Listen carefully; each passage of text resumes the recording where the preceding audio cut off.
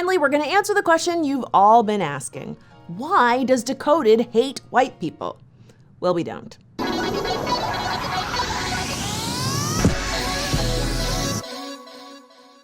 There's overwhelming evidence that implicit racial bias is real, and institutional racism is still rampant in America and abroad today.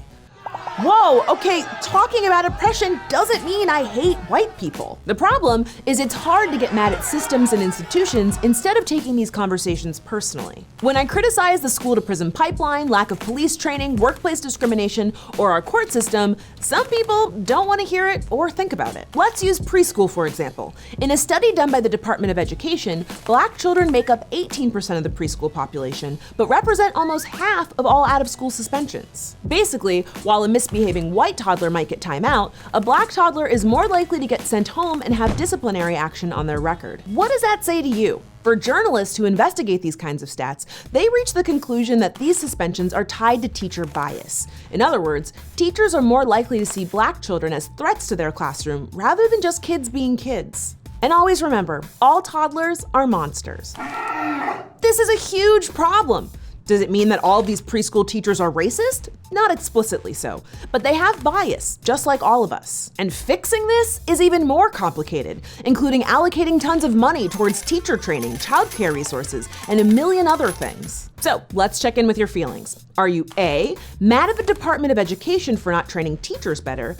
B, mad at your state congressional representatives for not pushing for bigger education budgets? Or C, mad at me for talking about this because it's easier to direct your anger towards someone making you feel guilty instead of being angry at the complicated as world of institutional racism? If you chose C, please resist the urge to close your browser and instead keep listening. You might have noticed, nowhere in there did I say white people are the problem. That's because these issues are bigger than individuals. It's going to take all of us to advocate for change. So, the next time you have the urge to say, Franchesca hates white people, please autocorrect to, Franchesca hates the historical roots of oppression that have led to today's societal conditions which allow institutions with white leadership to systemically discriminate against people of color.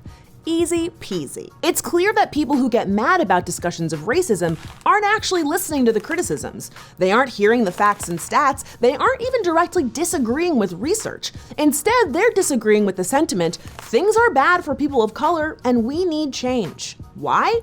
Well, Dr. Robin DiAngelo, a white critical racial and social justice scholar, has described the discomfort some white people have towards talking about racism as white fragility. Since white people often grow up in environments where discussing race is seen as taboo, some react defensively when the topic of racism comes up.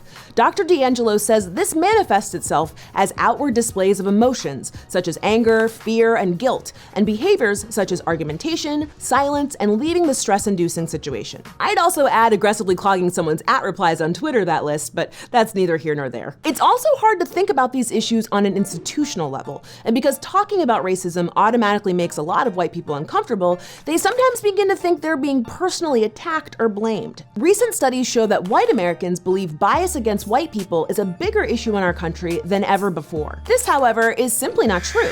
Statistically, from mortgage lending to police brutality, the reality for white Americans tends to be way more positive than for Black Americans and other people of color. So don't be mad at me, be mad at the stats. A classic example is the bias associated with drug use. White people use drugs at similar rates as Black people, but Black people are much more likely to go to jail for drug usage because of the way we structure our policing practices. There's even bias in the political language we use to describe the issue. In the 80s, when crack became a huge problem, we had the war on drugs. But now with the prescription meds epidemic, which is largely affecting white communities, we're actually calling it what it is, an opioid epidemic. But when these issues are brought up, too often people accuse us of bias against white people. By refusing to engage with the actual issues, the people who shout the absurd accusation, "You're racist against white people," are really just attempting to shut down the conversation. Imagine if we were able to talk about these issues without a mob of angry replies. Or what if people were angry at oppression instead of the people talking about oppression? Or if the discussions were about what policies were needed and what our political leaders could do to help kids stay in school and prevent citizens from being murdered by the police. Imagine if people who think I'm racist against white people found something they enjoyed online instead of watching Decoded every week and complaining in the comments. And look, no matter who you are, these conversations can be difficult. Acknowledging your privilege is difficult, and accepting that the world isn't fair to everyone sucks. But the most important things are often the hardest ones to do. Thanks so much for watching. We don't hate anybody. We'll see you next time right here on Decoded.